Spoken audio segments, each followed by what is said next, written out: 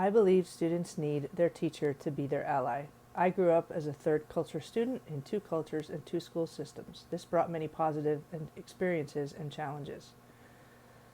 I believe those experiences have helped me to know how I can be more aware of the development of my students and how their experiences, backgrounds, lives outside of school, and social perspectives influence them. It makes sense to me that if I get to know my students, they will want to participate with learning with me.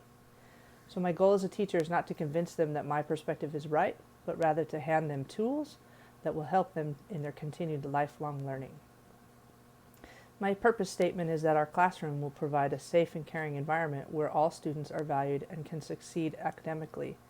Students will be responsible for their own learning and behavior, and they will appreciate others' contributions and cultural differences. Teaching by learning about my students encourages them to learn about one another in healthy peer-to-peer relationships. This results in confidence, risk-taking, to ask questions and share thoughts with those around them. It encourages honesty, care, generosity, compassion, collaboration, and loyalty. Frank Smith said in his book of Learning and Forgetting, there was only one view of learning. It was essentially the classic understanding that you learn from the company you keep. If you want your child to grow to a particular kind of person, you put the child in the company of that kind of person. Burden said, when students sense that their teacher cares for them, they see the teacher as more credible and as an ally. In my statement of purpose, my goal is to provide a safe and caring environment. Students need to know that they're valued and a contributing member to the classroom. They need to know that the expectations of the classroom go hand in hand as is important as the teaching content. So using technology as a tool and not a distraction by incorporating it into tutorials, blogs, surveys, discussions will help them integrate this into our classroom. My philosophy is that I need to catch my students doing great things. Encourage them by focusing on their hard work and positive behaviors. My consistency of using kind words, creating a safe and predictable environment, and being flexible will help my students to follow where we need to go to learn in order to meet different learning and social levels. I will need to incorporate equity in my classroom. This will take using the appropriate supports both physically and academically available to our classroom, both in the form of adjustments to lessons, arrangements, procedures, available academic programs, individual educational plans, physical arrangements of the classroom to scaffold each student, both in social, cultural, and academic success. We will use technology to help us accomplish our goals.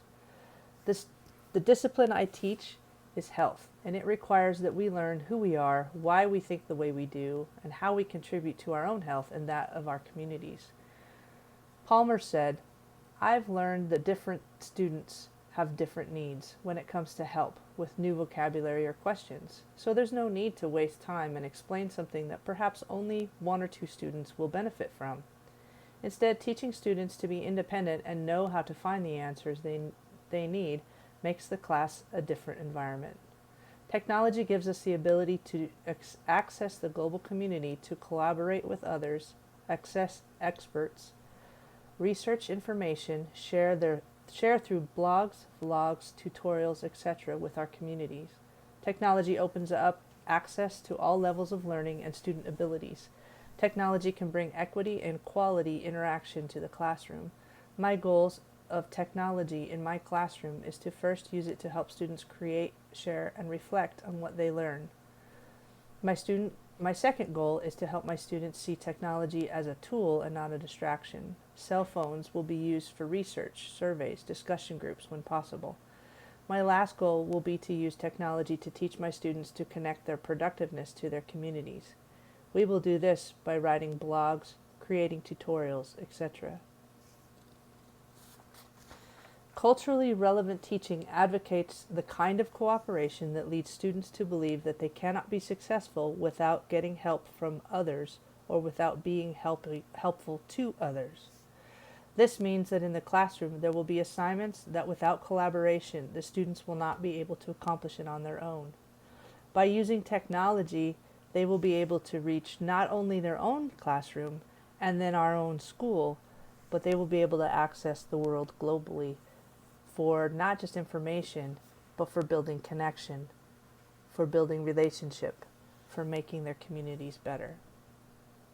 Teaching will include using materials, technology, guest speakers, family members, group projects, speakers of other languages, etc., to enhance the content of our class. It means reading and writing and discussing current events found in technology to enhance the content of our class. It means taking into consideration the cultural context of the classroom, all the students' backgrounds, the parents that are involved, and the input that they give in helping make decisions for what helps each student to succeed. As Seaves said, culturally responsive teaching includes creating classrooms that promote genuine respect for students and a belief in their capabilities. I have often heard the statement that students will reach the high goal when you set the bar and support them to attain it. It is true that with the right supports in place, all students can reach their capabilities. I want to strive for a class motto of we can do hard things, and I want to use technology to reach that goal.